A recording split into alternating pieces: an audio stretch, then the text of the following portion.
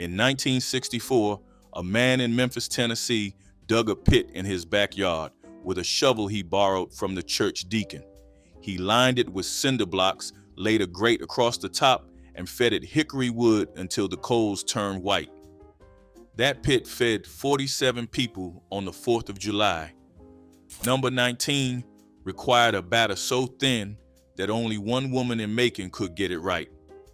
Number 8 disappeared because the garden it came from was sold in 1978 and nobody replanted it.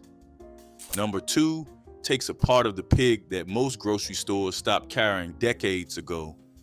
This is just a look at what the cookout used to be when every dish arrived in a foil-covered pan and every pan had a name on it. Hit that subscribe button. Let us count down 25 forgotten cookout dishes Black families made in the 1960s that have disappeared. Number 25, slab ribs over the pit. This was the dish that announced the cookout had started. Not the music, not the dominoes, the smoke. A man in Tuscaloosa, Alabama, started his fire at 5 in the morning for a cookout that would not begin until 2 in the afternoon. He did not use a store-bought grill. He used a 50-gallon drum he had cut in half and welded hinges onto himself.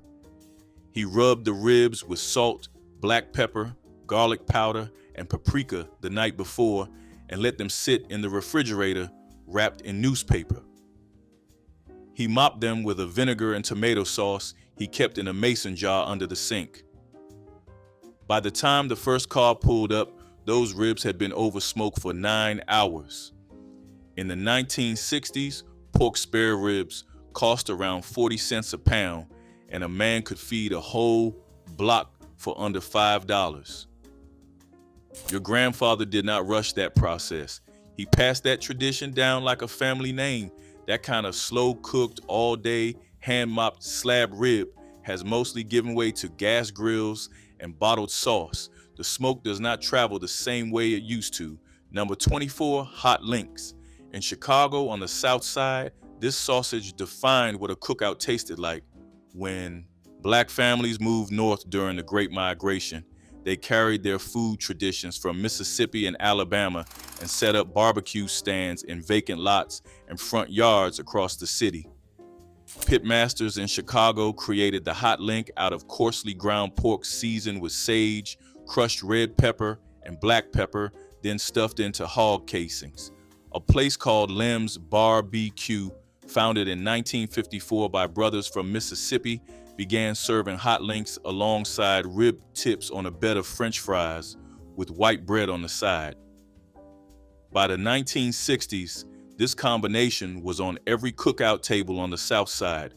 Your uncle did not buy them from a store. He made them. He ground the pork himself, seasoned it by hand, and smoked those links until the casing split just right. The flavor was simple and powerful. That kind of handmade hot link has almost entirely vanished from your backyard. Number 23, watermelon rind pickles. This was the dish nobody under 40 has ever heard of. A woman in Freetown, Virginia, would eat the red flesh of the watermelon in July and then spend the next 2 days turning the white rind into pickles. She peeled off the green skin, cut the rind into 1-inch cubes, soaked them overnight in salt water, and then simmered them the next morning in a syrup of vinegar, sugar, cinnamon sticks, and whole cloves. The first known African-American cookbook, published in 1881 by Abby Fisher, included a recipe for these pickles. Fisher had been born into slavery in Alabama and later moved to San Francisco, where she was listed in the city directory as a pickle manufacturer. During the Great Depression, a woman named Patsy Randolph in Harlem collected watermelon rinds from street vendors and turned them into pickles she sold alongside pepper sauces and relishes. They were her biggest sellers. Your grandmother did not waste a thing. Generations of women before her had done the same. That was the whole tradition. Number 22, deviled eggs. At every cookout in the 1960s, There was a woman who arrived carrying a plate of deviled eggs covered in wax paper, and nobody was allowed to touch them until the meat was ready. A woman in Savannah, Georgia, boiled her eggs for exactly 12 minutes, ran them under cold water, peeled them with her thumb, and sliced them in half with a butter knife.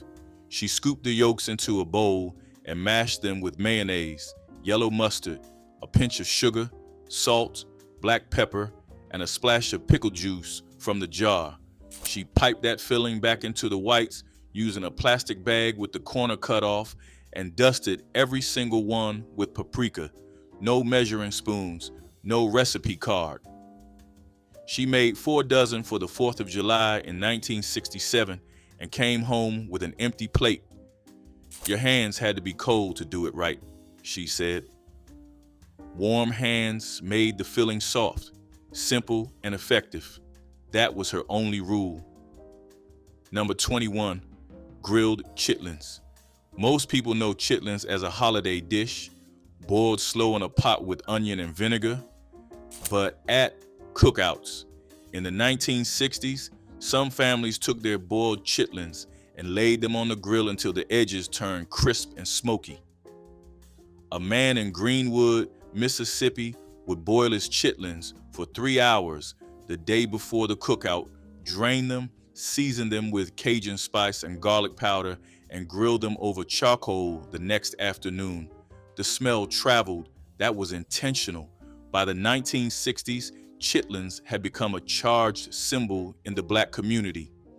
Activists like Elijah Muhammad criticized soul food, but many families held onto the dish as proof of survival. The chitlin circuit, a string of performance venues for Black artists, took its name from this very food. Cleaning them was the hardest part. Some families spent an entire morning at the sink, rinsing each one under cold water until it was spotless. Your family used to do that work together. Nobody wanted to do it alone, and so the dish faded. Number 20, smoked neckbones. This was a cookout dish that did not ask for attention and did not need it.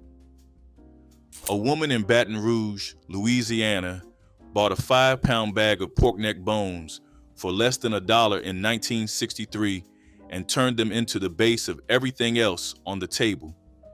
She seasoned them with onion powder, garlic salt, and black pepper, wrapped them in foil, and set them on the edge of the grill where the heat was low. They sat there for 4 hours, slowly rendering fat and pulling away from the bone. Some women used the neck bones to flavor a pot of greens. Others served them on their own with white rice and hot sauce. The neck bone was never the centerpiece. It was the foundation. It flavored the greens, it seasoned the beans, and it stretched a meal that might not have been enough on its own. That is what cookout food used to be. Not a show, a system. Simple, cheap, and beautiful. Number 19, fried catfish. This was the dish that separated the cookout from the barbecue, because if someone was frying catfish outside over a propane burner, this was not a casual afternoon. This was an event. A woman in Macon, Georgia, dredged her catfish fillets in a mix of yellow cornmeal, salt, black pepper, garlic powder, and a pinch of cayenne so small you could barely see it on her fingertip. She fried them in a deep cast iron pot filled with peanut oil, outdoors, on a burner she kept on a folding table covered in newspaper. The oil had to reach a temperature she tested by dropping a pinch of cornmeal into it. If the cornmeal sizzled and floated, the oil was ready. She never used a thermometer. She fried catfish for her church cookout every summer. From 1958 to 1989, and never once burned a piece. Back then, that was how you earned your place at the table. Her daughter tried to continue the tradition in the 1990s, but said the catfish from the grocery store did not taste the same as the catfish her mother used to buy from a man who fished the Ocmulgee River on Thursdays. Number 18, hush puppies. At any outdoor fish fry in the 1960s, there was a bowl of hush puppies sitting next to the catfish, and they disappeared first. A woman in Mobile, Alabama, mixed cornmeal, flour, a little sugar, baking powder, salt, diced onion, and buttermilk into a batter she shaped with a spoon and dropped into the same oil the fish had been fried in. That was the trick. The hush puppies absorbed the flavor of the catfish oil, and eating one after the other was like eating two halves of the same dish. She made them small, about the size of a walnut, because she said big hush puppies were lazy cooking. The name itself comes from the old Southern tradition of throwing fried cornmeal to dogs to keep them quiet during outdoor cooking. By the 1980s, most families had stopped making them at cookouts because the deep frying setup was too much work. If your grandmother made hush puppies, you already know, now you find them in restaurants, frozen in bags, tasting nothing like what came out of that cast iron pot. Number 17, potato salad. This was not a side dish. This was a verdict. If your potato salad was good, you were invited back. If it was not, people remembered. A woman in Jackson, Mississippi, boiled her potatoes with the skin on, peeled them while they were still warm, and cut them into chunks with a fork, not a knife, because a fork gave the edges a roughness that held the dressing better. She mixed them with chopped hard-boiled eggs, sweet pickled relish, diced celery, yellow mustard, mayonnaise, salt, black pepper, and a pinch of sugar she never admitted to using. She made it the night before and let it sit in the refrigerator overnight because she said the flavors needed time to get to know each other.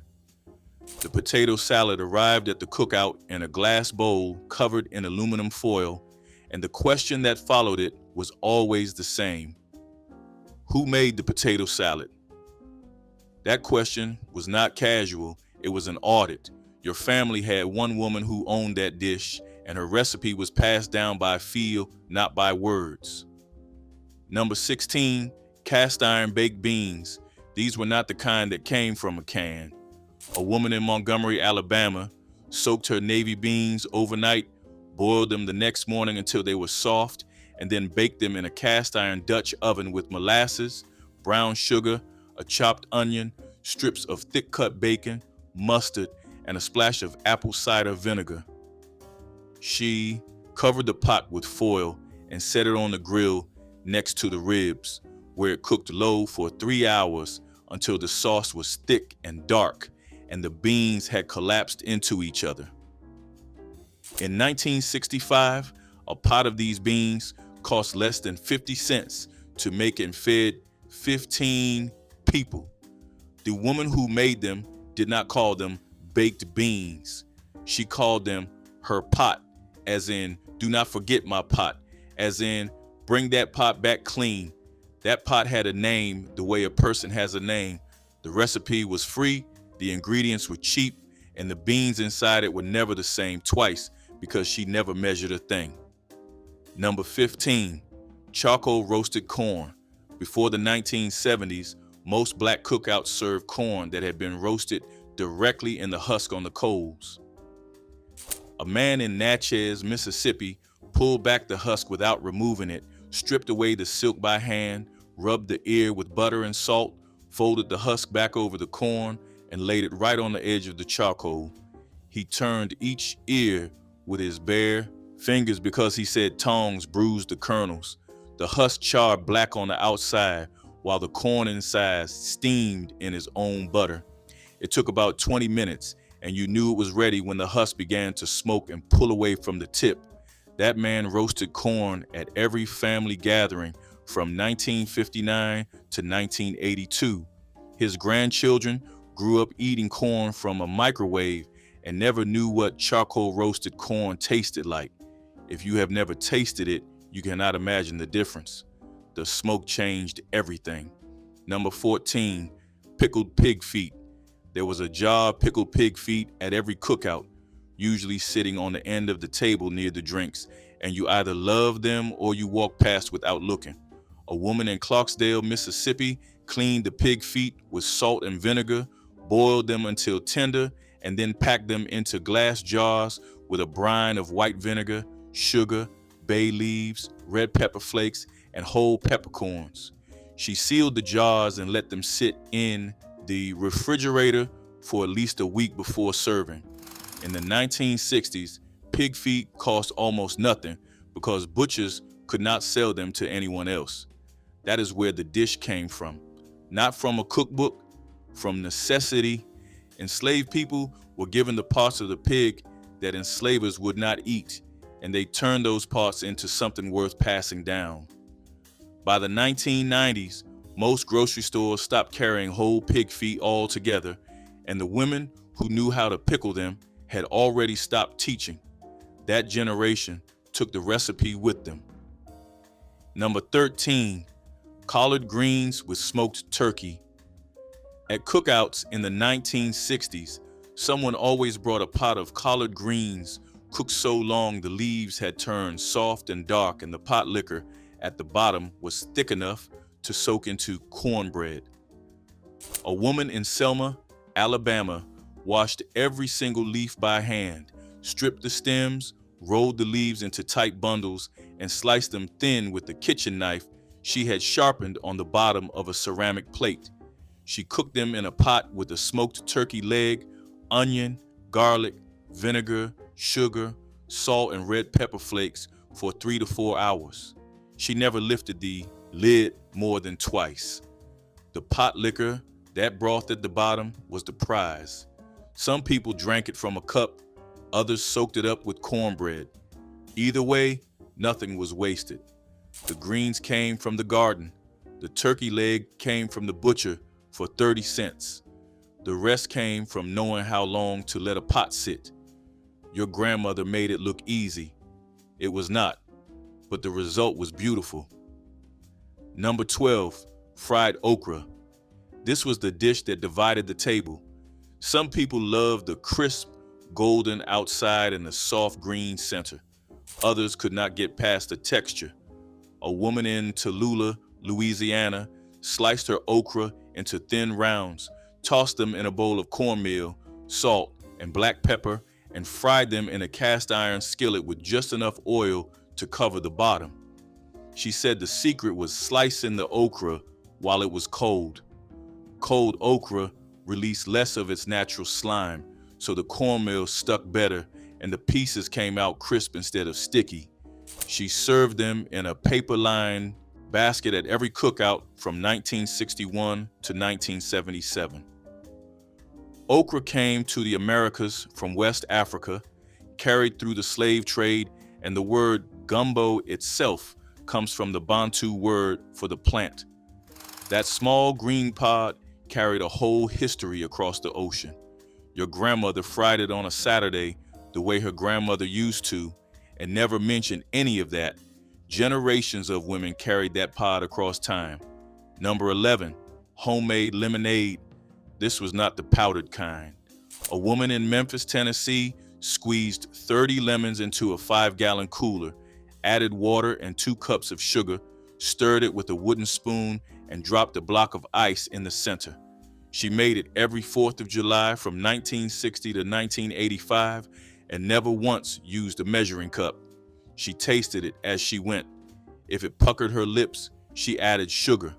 If it tasted flat, she squeezed 2 more lemons.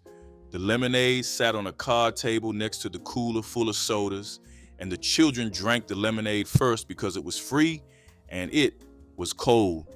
Some women added fresh mint from the garden. Others added a little bit of vanilla extract, which gave the lemonade a creamy smell you could not place until someone told you. That homemade lemonade cost almost nothing to make and tasted like summer in a cup. It was free, it was simple, and it was better than anything in a bottle. Number 10, banana pudding. This was the dessert that ended arguments. Whatever happened at the cookout, the banana pudding fixed it. A woman in Augusta, Georgia, made her custard from scratch on the stove with whole milk, egg yolks, sugar, flour, vanilla extract, and a pinch of salt, stirring it with a wooden spoon until it thickened enough to coat the back of the spoon without dripping.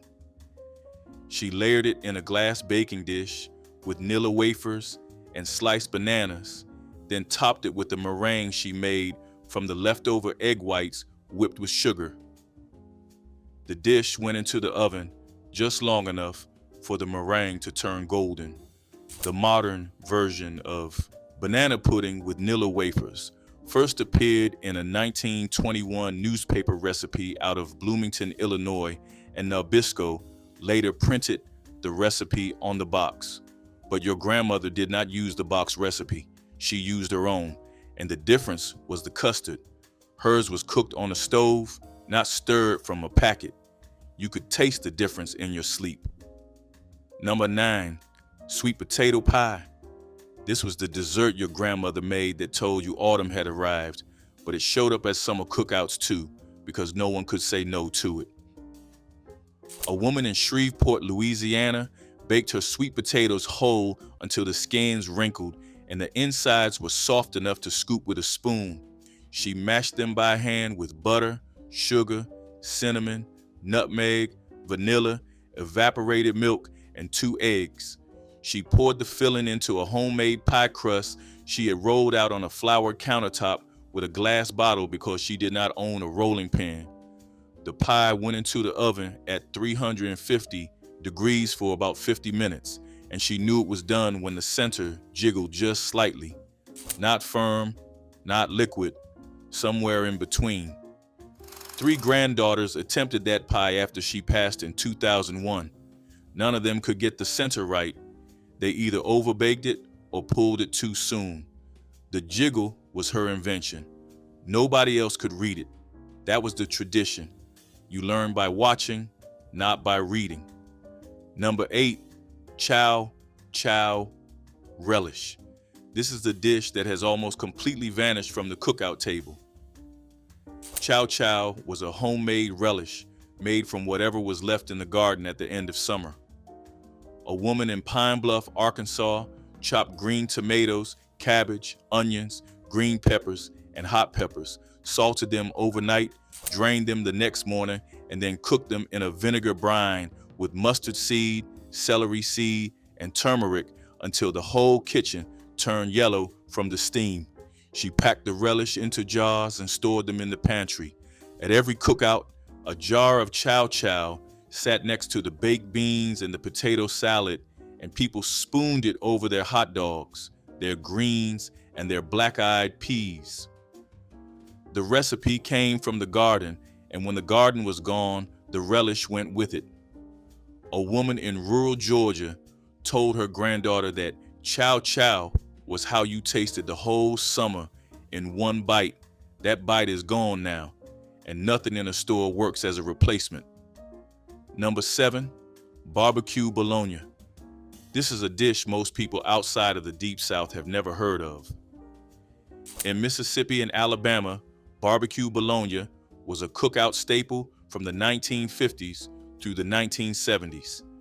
A man in Meridian, Mississippi, bought a whole roll of bologna from the butcher, scored the outside in a crosshatch pattern with a knife, rubbed it with mustard and brown sugar, and smoked it on the grill for 2 hours until the outside was dark and caramelized and the inside was warm and soft.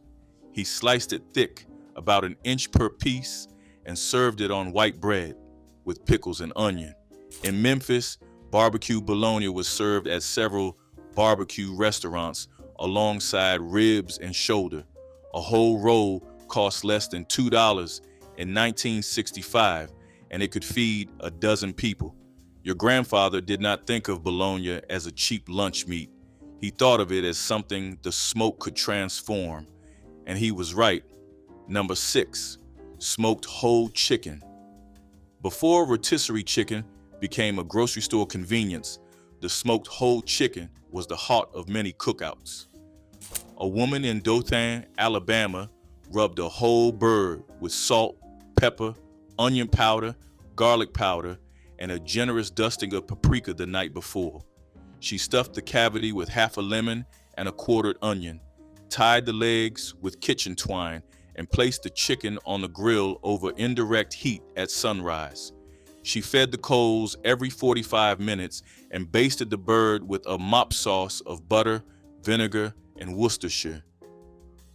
By noon, the skin was mahogany and the meat fell away from the bone at the slightest touch. She smoked 3 chickens at every cookout because one was never enough. In 1964, a whole chicken cost about 29 cents a pound, and a 4-pound bird was a little over $1. That slow-smoked all-morning chicken was a labor of patience. The grocery store version is a labor of convenience. They are not the same thing. Number 5, hot water cornbread. This was the bread of the cookout, and it was nothing like the cornbread you buy in a box. A woman in Yazoo City, Mississippi, mixed yellow cornmeal with salt, a pinch of sugar, and boiling water until the batter was thick enough to hold its shape when she patted it between her palms. She formed each piece into a small oval about the size of her hand and dropped it into a skillet of hot oil. The cornbread puffed up slightly and turned golden brown on both sides. The inside was dense and slightly chewy, and the outside was crisp enough to crack when you bit into it. Hot water cornbread was poor people's bread. It required no eggs, no milk, no butter, just meal, water, and heat, and it was perfect the way it was. A woman could make enough for 30 people from a single bag of cornmeal that cost $0.25. Your grandmother called it bread. Back then, it was the cheapest thing on the table and the most effective. That is not simplicity, that is engineering. Number 4, red drink. At every black cookout in the 1960s, there was a large cooler of something red. It might have been Kool-Aid, it might have been fruit punch, it might have been Hawaiian punch mixed with ginger ale. But it was red.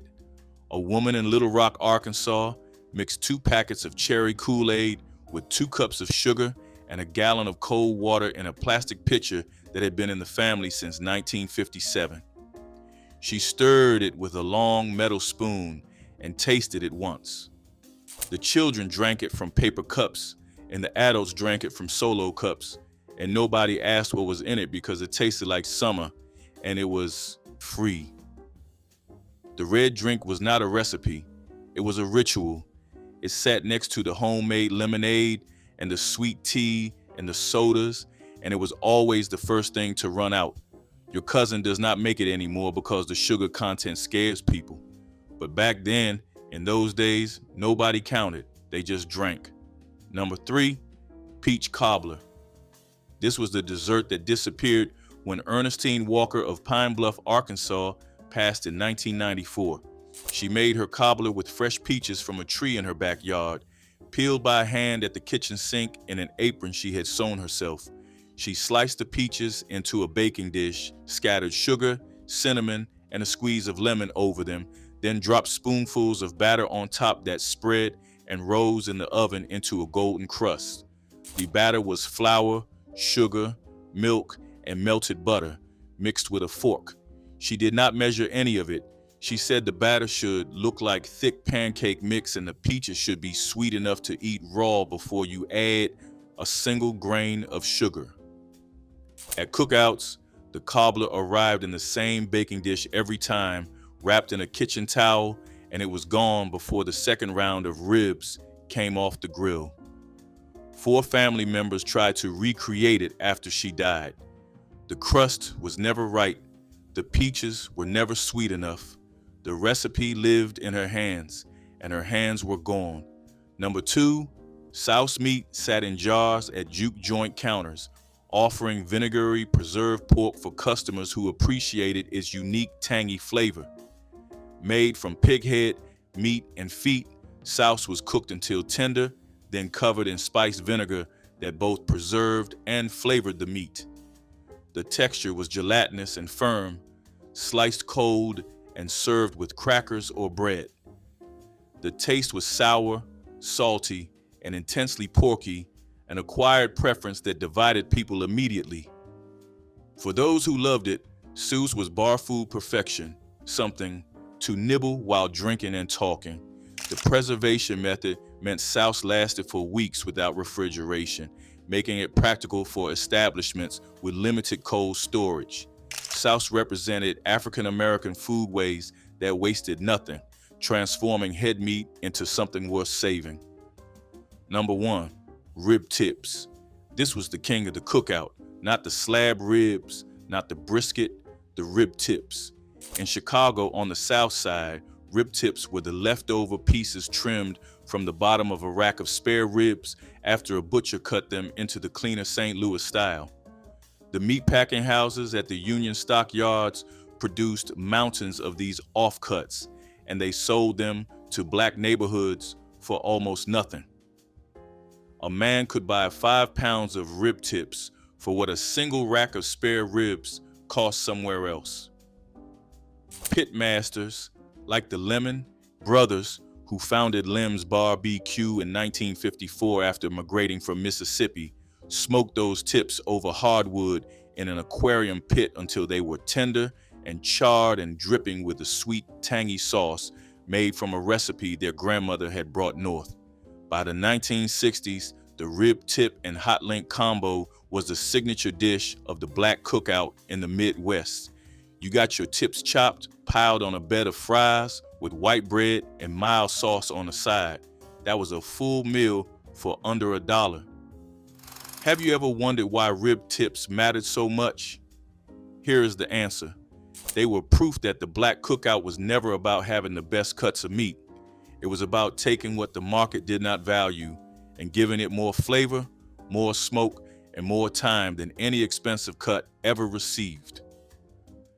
The rib tip was the leftover, the throwaway, and in the hands of a pitmaster who had carried his craft from the Mississippi Delta to the south side of Chicago, it became the most requested item on the table. That is the story of cookout food. That is the story of what your family built with almost nothing. And the reason these dishes have disappeared is not because people stopped being hungry. It is because the women and men who made them stopped being asked to teach what they knew. The traditional hands that seasoned those tips are gone now.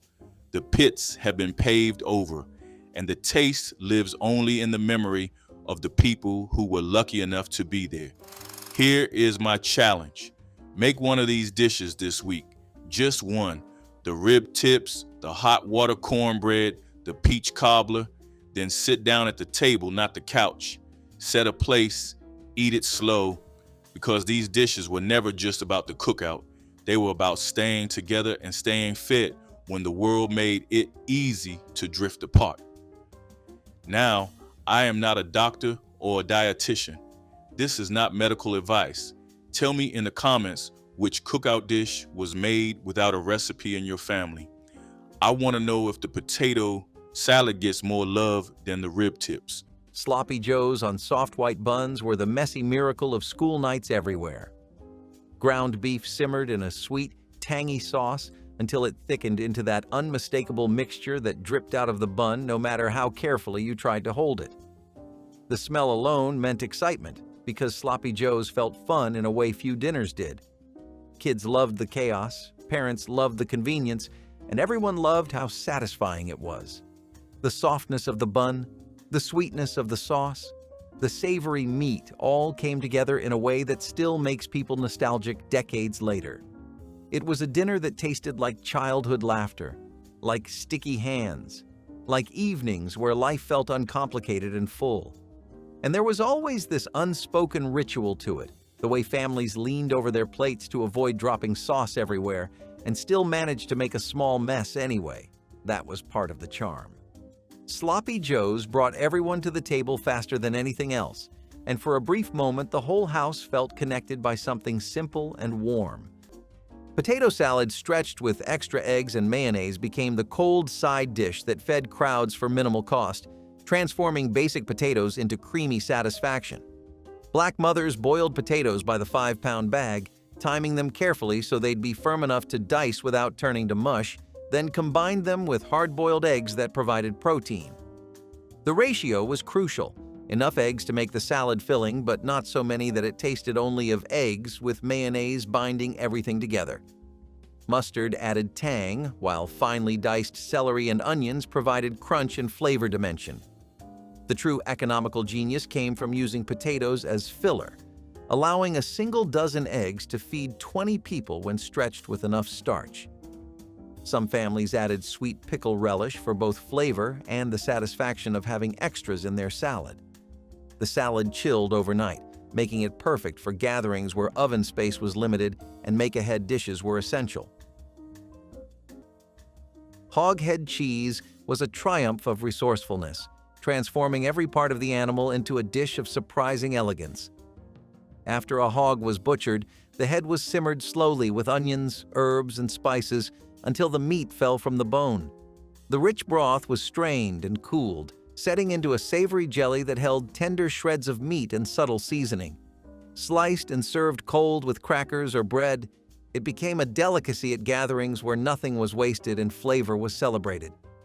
Making it required patience and skill, with families sharing techniques that varied from one household to the next. Children watched the slow process with a mix of curiosity and awe, learning that thrift could create unexpected pleasures. Today, few people undertake the labor of hoghead cheese, and store-bought versions lack the character of the homemade original, but its history endures as a testament to resilience and the deep respect African-American cooks held for every gift the animal provided. Maypop fruit mash turned the wild passion fruit of the American South into a rare dessert filled with tropical fragrance. Known as maypop for the sound of its hollow fruit when stepped on, this native vine produced aromatic yellow fruits that ripened in late summer.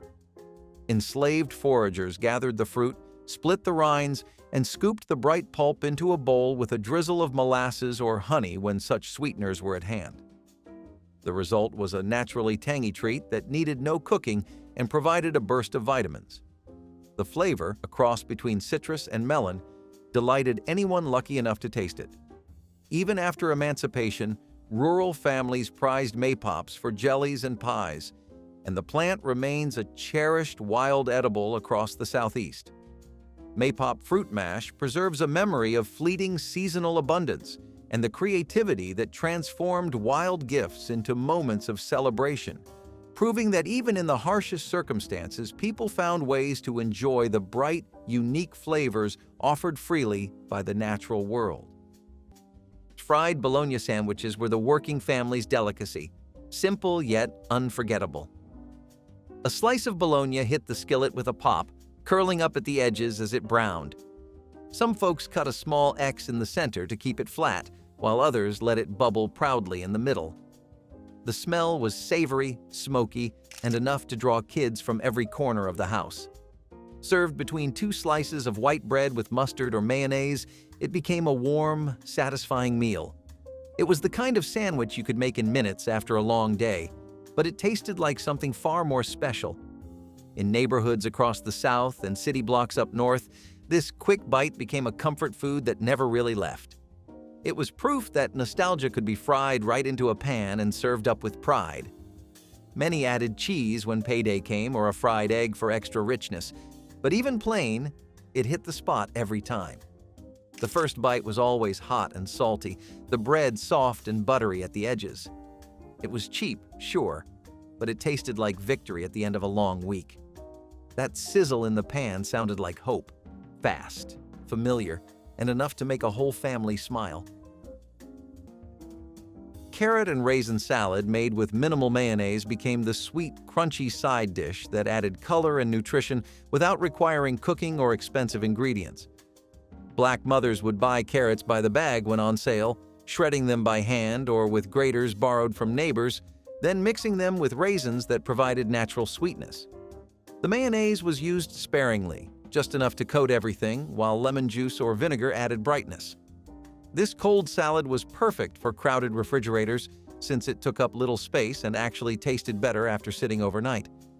Children loved the sweetness from raisins and the satisfying crunch of fresh carrots, making it one of the few vegetable dishes that didn't require cajoling. Adults appreciated its versatility, serving it as side dish, light dessert, or even breakfast the next morning.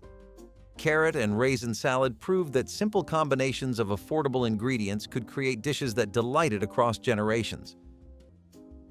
pot roast with carrots and onions was the Sunday ritual that made the whole house smell like home before you even opened your eyes. The roast went into a heavy pot early in the day, searing first before settling into a long simmer with onions, carrots, and maybe a potato or two. Hours passed, the aroma grew richer, and by evening the meat was tender enough to fall apart under the slightest pressure. This was not just a meal, it was a gathering point, a reason for everyone to show up at the table. The vegetables soaked up the broth, turning sweet and soft, and the whole pot felt like comfort poured into a single dish. People still crave it because it tasted like stability, like being cared for, like the end of a long week wrapped neatly in gravy. Pickled watermelon rind turned summer scraps into something bright and memorable when waste was never an option. Families peeled the green rinds from sweet watermelons, cut them into strips, and simmered them in a brine of vinegar, sugar, and warm spices until the pieces turned translucent and tender. The finished pickles carried a gentle sweetness with a tart kick that balanced fried fish or smoky barbecued pork. Children often helped pack the jars, laughing as the kitchen filled with the scent of cinnamon and clove. These jars lined pantry shelves and cooled in cellars, ready to brighten winter meals with a taste of summer.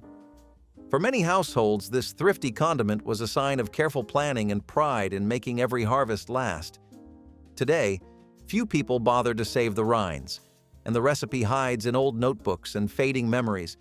Yet those who remember speak of the surprising pleasure of that sweet, sour crunch beside a plate of fried catfish. Grease gravy rice was what people cooked when they refused to let anything go to waste. When breakfast meats were done frying, the leftover grease became treasure. A spoon of flour went in first, sizzling and popping until it turned golden.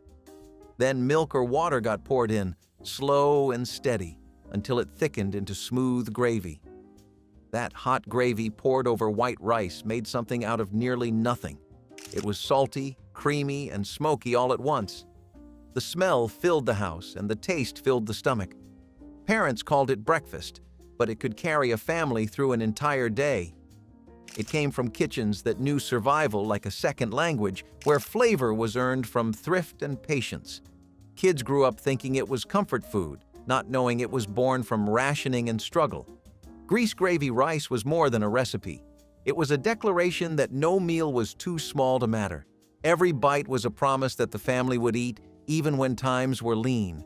It was humble food that carried pride on a spoon. Chicken rice bake with mushroom soup was the definition of a 1960s casserole, the kind of oven dish that tasted like pure warmth. Families mixed rice, bits of chicken, and canned mushroom soup into a single pan, letting it bake until everything softened into one creamy, savory blend. The rice absorbed the soup, the chicken added richness, and the whole dish came out bubbling and fragrant. It was easy, dependable, and perfect for nights when the goal was to feed many with little. Kids loved the creaminess, adults loved the simplicity, and everyone loved how the leftovers tasted even better the next day. It was not fancy, but it was comforting in a way no restaurant meal could match. Even today, people crave it because it tasted like being taken care of. Cornmeal rolls made when wheat flour ran short provided the golden, slightly sweet bread that soaked up gravy while stretching limited baking supplies into enough bread for everyone. Black mothers would combine cornmeal with whatever wheat flour remained, creating hybrid rolls that had distinctive texture and flavor, unlike purely wheat-based versions. The cornmeal added slight grittiness and natural sweetness that children found appealing, while the golden color made them look more special than plain white rolls. These rolls required less kneading than traditional bread, making them accessible to cooks with limited time or experience. A single batch using mostly cornmeal could feed 20 people, while using only a fraction of the expensive wheat flour that pure rolls would require. The rolls were best served warm when their texture was softest, though they also held up well for next-day turkey sandwiches. Fried green tomato. Po' boys turned unripe tomatoes into a sandwich that tasted like pure coastal sunshine wrapped in crunchy cornmeal. Thick slices of firm green tomatoes were dredged in seasoned cornmeal and fried until their edges crisped and their centers softened just enough to release a bright tang. Piled high on soft French bread with a smear of remoulade and a handful of shredded lettuce, they became a favorite along Gulf Coast streets where shrimp boats docked and music floated from open windows. Vendors often sold them at fish fries and fairs when seafood prices climbed too high, proving that a garden vegetable could carry the day as well as any oyster or crab. Families remembered the scent of hot oil and the pop of cornmeal batter while waiting in line for a sandwich that blended thrift and celebration. Today, fast food counters try to imitate the flavor, but they cannot capture the quiet magic of fresh garden tomatoes picked before ripening, fried in backyard kitchens, and shared among neighbors who knew the value of every bite. Pinto bean cakes were genius in their simplicity. Leftover beans from last night's pot were mashed, mixed with flour and onions, and fried until golden brown. What had started as scraps became something new, something delicious. The cakes were crisp at the edges and soft in the center, hearty enough to stand on their own or to sit beside rice or greens. It was a meal made by hands that refused to waste, by people who understood that nothing in the kitchen should ever be thrown away. The scent of frying bean cakes was homely and warm, a small reward for hard work. Each bite tasted of thrift, resourcefulness, and quiet pride. It was proof that survival could be creative, and that good cooking never depended on wealth, only wisdom. The sound of the pan crackling was the sound of resilience itself. A sprinkle of salt, a turn of the spatula, and the world felt right again. Served with hot sauce or ketchup, they turned into a feast from the plainest of ingredients. Bean cakes taught children early on that waste was not an option, and that love could be fried up right alongside supper. I want to know if anyone else had a grandmother who measured sugar by counting to 3, because these are not just cookout dishes. They are proof that the hands that fed us carried more knowledge than any cookbook ever held.